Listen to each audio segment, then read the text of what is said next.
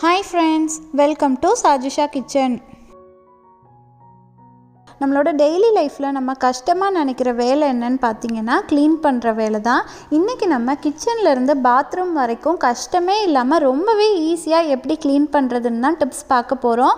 இந்த டிப்ஸ் எல்லாம் நீங்கள் தெரிஞ்சு வச்சுக்கிட்டிங்கன்னா டென்ஷனே இல்லாமல் ஃப்ரீயாக வேலை பார்க்கலாம். ஸோ இந்த வீடியோ ரொம்பவே யூஸ்ஃபுல்லாக இருக்கும். வீடியோ ஸ்கிப் பண்ணாமல் ஃபுல்லாக பாருங்கள். வாங்க இப்போது ஃபஸ்ட்டு டிப்ஸ் பார்க்கலாம். நம்ம எல்லாருமே கிச்சனில் இந்த மாதிரி உட்டன் கரண்டி, உட்டன் கட்டிங் போர்டெலாம் யூஸ் பண்ணுவோம். பட் இது எல்லாமே நம்ம யூஸ் பண்ணி முடித்ததுக்கப்புறமா சும்மா டிஷ்வாஷ் லிக்விட் போட்டு வாஷ் பண்ணி வச்சுருவோம்.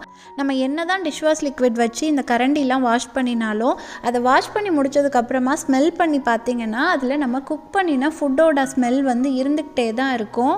அந்த ஸ்மெல்லெல்லாம் ரிமூவ் பண்ணுறதுக்கு ஒரு சூப்பரான டிப்ஸ் தான் பார்க்க போகிறோம். ஹாஃப் லெமனை கட் பண்ணி எடுத்துக்கோங்க. அதில் 1 ஸ்பூன் பேக்கிங் சோடா ஆட் பண்ணிக்கோங்க. இப்போ நம்ம இந்த லெமனை வச்சு அந்த உட்டன் கரண்டி ஃபுல்லாக நல்லா ரப் பண்ணி விட போகிறோம். லெமன் ஜூஸும் பேக்கிங் சோடாவும் மிக்ஸ் ஆனதுக்கப்புறம் நமக்கு இந்த மாதிரி தான் நுர பொங்கி வரும்.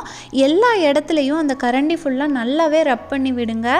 ஸ்மெல் மட்டும் இல்லை, அந்த கரண்டியில் ஏதாவது கிருமி இருந்தால் கூட ஃபுல்லாகவே ரிமூவ் ஆகிடும். உட்டன் கரண்டி மட்டும் இல்லை, உட்டன் கட்டிங் போர்ட்லேயும் இதே மாதிரி நீங்கள் லெமன் அண்ட் பேக்கிங் சோடா வச்சு நல்லா ரப் பண்ணி விடுங்க. ரப் பண்ணினதுக்கப்புறமா ஒரு 10 மினிட்ஸ் அதை அப்படியே ஊற விட்டுருங்க. அதுக்கப்புறம் நம்ம தண்ணியில் வாஷ் பண்ணி எடுத்துக்கலாம். இந்த மாதிரி நம்மளால் டெய்லி வாஷ் பண்ண முடியாது. ஸோ அட்லீஸ்ட் வாரத்துக்கு ஒரு வாட்டியாவது இந்த மாதிரி நம்ம கிச்சனில் யூஸ் பண்ணுற உடன் ஐட்டம்ஸ் எல்லாத்தையும் லெமன் அண்ட் பேக்கிங் சோடா வச்சு வாஷ் பண்ணினோன்னா எந்த ஸ்மெல்லும் இல்லாமல் கிருமியும் இல்லாமல் இருக்கும். எப்போவுமே கட்டிங் போர்டை வாஷ் பண்ணி முடித்ததுக்கப்புறமா இந்த மாதிரி 2 சைடும் காற்று படுற மாதிரி ஸ்லாண்டிங் பொசிஷனில் வைங்க. அப்போ தான் அது சீக்கிரம் ட்ரை ஆகும். இப்போது செகண்ட் டிப்ஸ் பார்க்கலாம். அயர்ன் பண்ணினதுக்கப்புறமா ஷர்ட்டை மடிப்பு கலையாமல் எப்படி ஈஸியாக மடித்து வைக்கிறதுன்னு நம்மளோட சப்ஸ்கிரைபர் கேட்டிருந்தாங்க. அவங்களுக்காக தான் இந்த டிப்ஸ். ஃபஸ்ட்டு ஷர்ட்டை இந்த மாதிரி பேக் சைடு திருப்பி போட்டுக்கோங்க. அதுக்கப்புறமா அந்த ஷர்ட்டில் இருக்க 2 சைடு ஸ்லீவ்ஸையும் இந்த மாதிரி ஆப்போசிட் டைரெக்ஷனில் கரெக்டாக மடித்து விடுங்க. இது லென்த்தியாக இருக்கிறதுனால ஸ்லீவ்ஸை நான் இன்னும் கொஞ்சம் இப்படி மடித்து விட்டுருக்கேன். அதுக்கப்புறமா பாட்டமில் இருந்து ஷர்ட்டை நீங்கள் கரெக்டாக 3 வாட்டி மட்டும் இந்த மாதிரி ஃபோல்ட் பண்ணிக்கிட்டே வாங்க. 3 ஃபோல்டு பண்ணினதுக்கப்புறமா நம்மளோட ஷர்ட் பார்க்குறதுக்கு இந்த மாதிரி தான் இருக்கும். இப்போ நம்ம லெஃப்ட் சைட்லேருந்து சென்டருக்கு ஒரு ஃபோல்ட் பண்ணிக்கலாம். அதுக்கப்புறம் பார்த்திங்கன்னா இந்த மாதிரி நடுவில் ஒரு பாக்கெட் மாதிரி ஒரு போர்ஷன் கிடைக்கும். இப்போ நம்ம ரைட் சைட்லேருந்து சென்டருக்கு ஃபோல்ட் பண்ணிட்டு வர ஷர்ட்டோட போர்ஷனை இந்த பாக்கெட்குள்ளே இன்சர்ட் பண்ணிடலாம். இப்போ நம்ம ஷர்ட்டை ஃப்ரண்ட் சைட் திருப்பலாம். பாருங்கள், ரொம்பவே சிம்பிள் அண்ட் ஈஸியாக நம்ம ஷர்ட்டை ஃபோல்ட் பண்ணிட்டோம். இந்த மாதிரி நம்ம ஷர்ட்டை ஃபோல்ட் பண்ணி வைக்கும்போது அந்த மடிப்பு நம்மளாக ரிமூவ் பண்ணுற வரைக்கும் கலையவே கலையாது. எனக்கு இந்த மாதிரி ஷர்ட்டை ஃபோல்ட் பண்ணுறதுக்கு ரொம்பவே ஈஸியாக இருந்துச்சு. ஸோ அதனால தான் உங்கள் கூடயும் ஷேர் பண்ணிக்கிறேன். இப்போது அடுத்த டிப்ஸ் பார்க்கலாம். நம்ம என்ன தான் டைல்ஸ் எல்லாம் சுத்தமாக மாப் போட்டு தொடச்சாலும் அந்த டைல்ஸ் ஓரத்தில் இருக்க அழுக்கு அந்த அளவுக்கு க்ளீன் ஆகாது.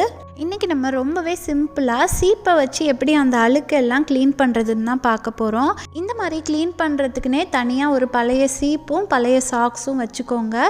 இப்போ நம்ம சாக்ஸுக்குள்ளே சீப்பை இந்த மாதிரி இன்சர்ட் பண்ணிக்கலாம். நான் சின்ன பசங்களோட சாக்ஸ் எடுத்துருக்கிறதுனால என்னோடய சீப்பு சைஸுக்கு அது கரெக்டாக இருந்துச்சு. ஒருவேளை உங்களோட சாக்ஸ் பெருசாக இருந்துச்சுன்னா எக்ஸ்ட்ரா இருக்க சாக்ஸை அப்படியே அந்த சீப்போடு மடித்து விட்டுக்கோங்க. சீப்போட பல் இருக்கிற ஏரியாவோட பின் சைடை வச்சு தான் நம்ம க்ளீன் பண்ண போகிறோம். ஃபஸ்ட்டு சாக்ஸை நம்ம தண்ணியில் முக்கிக்கலாம். அதுக்கப்புறமா அந்த டைல்ஸ் ஓரத்தில் இருக்க இடத்துலலாம் இந்த மாதிரி நீங்கள் சீப்பை வச்சு நல்லா தேய்ச்சி விடுங்க. சாக்ஸ் ஈரமாக இருக்கிறதுனால அந்த இடத்துல இருக்கிற அழுக்கு எல்லாமே நம்மளோட சாக்ஸில் ரொம்பவே ஈஸியாக ஒட்டிட்டு வந்துடும். உங்களுக்கு வீடியோ பார்க்கும்போதே தெரியும்னு நினைக்கிறேன். அந்த இடத்துல இருந்த பொடி பொடி தூசி கூட நம்மளோட சாக்ஸில் ரொம்ப ஈஸியாகவே ஒட்டிட்டு வந்துருச்சு. இப்போ அந்த இடம் நல்லாவே க்ளீனாக இருக்குது. இப்போ ஒரு டிஷ்யூ இல்லைனா துணி எடுத்துக்கோங்க. அதில் கொஞ்சமாக டெட்டால் ஊற்றிக்கோங்க. இப்போ இதை வச்சு அந்த டைல்ஸோட ஓரங்கள் எல்லாத்துலேயும் நம்ம நல்லா தேய்ச்சி விட்டுடலாம். ஏன்னா ஜென்ரலாகவே எறும்பு பூச்சிலாம் பார்த்திங்கன்னா இந்த மாதிரி ஓரங்களில் தான் இருக்கும். ஸோ நம்ம அந்த இடத்துலலாம் இந்த மாதிரி டெட்டால் வச்சு தொடச்சி விடும்போது பூச்சி எறும்புலாம் கூட வராமல் இருக்கும்.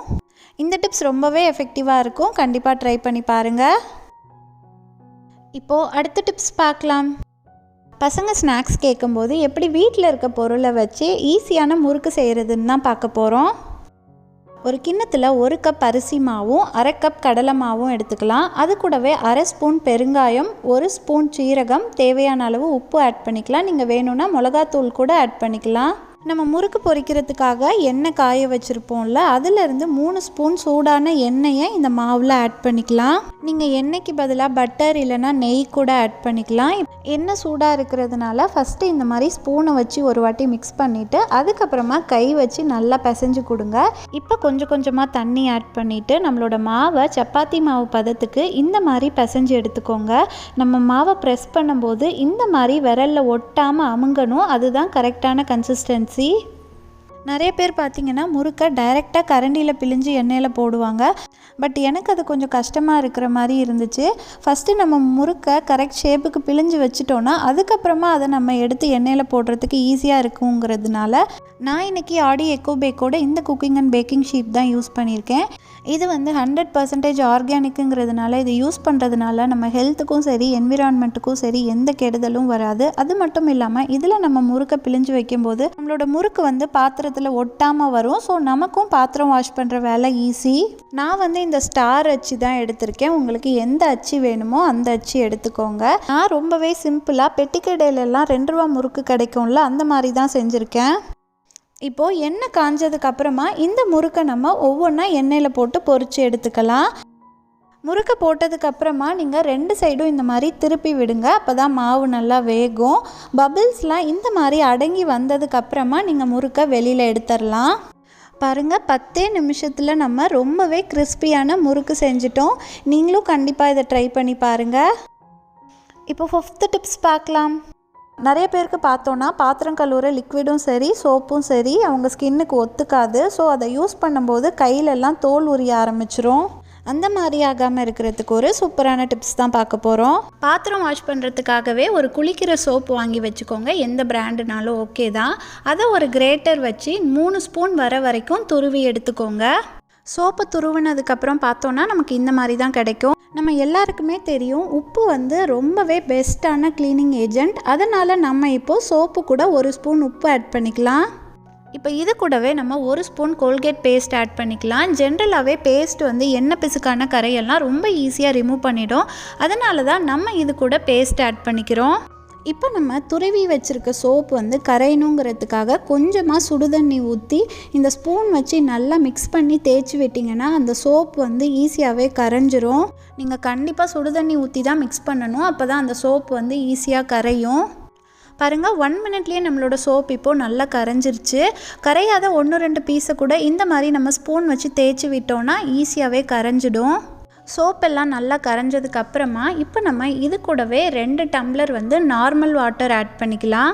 எனக்கு வந்து 2 டம்ளர் தண்ணி ஊற்றும் போது கரெக்டாக அந்த பாத்திரம் வாஷ் பண்ணுற லிக்விட் கன்சிஸ்டன்சி கிடச்சிது. நீங்கள் தேவைப்பட்டால் 3 டம்ளர் தண்ணி கூட ஆட் பண்ணி மிக்ஸ் பண்ணிக்கலாம். பாருங்கள், ரொம்பவே எஃபெக்டிவான டிஷ்வாஷ் லிக்விட் வீட்டிலே ரெடி பண்ணிட்டோம். இப்போ இதை நம்ம ஒரு காலி வாட்டர் பாட்டிலில் தான் ஊற்றி வைக்க போகிறோம். உங்ககிட்ட காலி டிஷ்வாஷ் லிக்விட் பாட்டில் இருந்தால் நீங்கள் அதில் கூட ஊற்றி வச்சுக்கலாம். நான் இந்த மாதிரி வாட்டர் பாட்டிலில் ஊற்றிட்டு மூடியில் ஹோல்ஸ் போட்டுக்கிட்டேன். இப்போ நம்ம சோப்பை வச்சு ரெடி பண்ணின டிஷ்வாஷ் லிக்விடை வச்சு இந்த கடாயை வாஷ் பண்ணிக்கலாம். எப்போவுமே நீங்கள் பாத்திரம் வாஷ் பண்ணும்போது இந்த மாதிரி தண்ணியில் ஒரு வாட்டி அலசி எடுத்துக்கோங்க. அப்போ தான் அதில் ஏதாவது ஃபுட் பார்ட்டிகல்ஸ் ஒட்டிகிட்டு இருந்துச்சுன்னா அது எல்லாம் ரிமூவ் ஆகும். அதுக்கப்புறமா நம்மளோட ஸ்பாஞ்சில் டிஷ்வாஷ் லிக்விடை தொட்டுட்டு நம்ம எப்பவும் போல் பாத்திரம் வாஷ் பண்ண ஆரம்பிச்சிடலாம். உங்களுக்கு வீடியோ பார்க்கும்போதே தெரியும்னு நினைக்கிறேன். நம்ம நார்மலாக டிஷ்வாஷ் லிக்விட் யூஸ் பண்ணும்போது எந்த அளவுக்கு நுர வருமோ அதே மாதிரி இந்த சோப்பு வச்சு நம்ம ரெடி பண்ணின டிஷ்வாஷ் லிக்விட்லேயும் நல்லாவே நுர வருது. பாத்திரத்தை தேய்ச்சதுக்கப்புறமா நம்ம எப்பவும் போல் தண்ணி வச்சு வாஷ் பண்ணிக்கலாம். தண்ணியில் வாஷ் பண்ணினதுக்கப்புறம் அந்த கடாயில் பாருங்கள் கொஞ்சம் கூட எண்ணெய் பிசுக்கு கரை எதுவுமே இல்லாமல் பாத்திரம் ரொம்பவே க்ளீன் அண்ட் ஷைனிங்காக இருக்குது. இந்த லிக்விடை வச்சு பாத்திரம் மட்டும் இல்லை, இந்த மாதிரி கிச்சன் சிங்க் பாத்ரூம் சிங்கை கூட ரொம்ப ஈஸியாக க்ளீன் பண்ணிடலாம். எந்த கரையும் பிசுபிசுப்பு இல்லாமல் எப்போவுமே க்ளீனாக மெயின்டைன் ஆகும். ஜென்ரலாக பார்த்திங்கன்னா டிஷ்வாஷ் லிக்விடோட ரேட்டு கூட, பட் சோப்போட ரேட்டு வந்து கம்மி தான். ஸோ நம்ம இந்த மாதிரி ஒரு சூப்பர்பான லிக்விட் ரெடி பண்ணிவிட்டு கிச்சன்லேருந்து பாத்ரூம் வரைக்கும் க்ளீன் பண்ணுறதுக்கு யூஸ் பண்ணிக்கலாம். வாரம் ஒரு வாட்டி இந்த மாதிரி நீங்கள் வாஷ் பேஷன்லாம் க்ளீன் பண்ணி பாருங்கள். அதில் கொஞ்சம் கூட கரைப்படியாமல் எப்போவுமே புதுசு மாதிரி மெயின்டைன் ஆகும். இப்போது அடுத்த டிப்ஸ் பார்க்கலாம். நம்ம வீட்டு கிச்சனில் கபோர்ட்லலாம் எந்த பேட் ஸ்மெல்லும் வராமல் எப்போவும் வாசனையாக இருக்கிறதுக்கு ஒரு சூப்பரான டிப்ஸ் தான் பார்க்க போகிறோம். இந்த மாதிரி குளிக்கிற சோப்பை கொஞ்சமாக கிரேட்டரில் துருவி எடுத்துக்கோங்க. இப்போது இந்த மாதிரி உங்கள் வீட்டில் மாஸ்க் ஏதாவது இருந்துச்சுன்னா அதை எடுத்துக்கோங்க. அந்த மாஸ்கோட டாப் போர்ஷனை நம்ம கட் பண்ணிடலாம். அப்போ தான் நமக்கு இந்த மாதிரி ஒரு பாக்கெட் மாதிரி ஏரியா கிடைக்கும். இப்போது இதுக்குள்ளே நம்ம துருவி வச்சுருக்க சோப்பை ஆட் பண்ணிக்கலாம். இந்த சோப்பு கூடவே நம்ம இன்னொரு பொருளும் ஆட் பண்ண போகிறோம். அது என்னன்னு பார்த்தீங்கன்னா பேக்கிங் சோடா தான். ஜென்ரலாகவே பேக்கிங் சோடாக்கு பேட் ஸ்மெல்லை ரிமூவ் பண்ணுற ப்ராப்பர்ட்டி இருக்குது. அதனால தான் நம்ம சோப்பு கூட பேக்கிங் சோடாவை ஆட் பண்ணுறோம். இப்போது மாஸ்க்கை நம்ம ஒரு கயிறு வச்சு கட்டி விட்டுடலாம். கயிறு வச்சு கட்டினதுக்கப்புறம் நம்மளோட மாஸ்க் பார்க்குறதுக்கு இந்த மாதிரி தான் இருக்கும். இதை நீங்கள் ட்ரெஸ் எல்லாம் அடுக்கி வைக்கிற பீரோ, கபோர்ட்னு எங்கே வேணாலும் வச்சுக்கலாம்.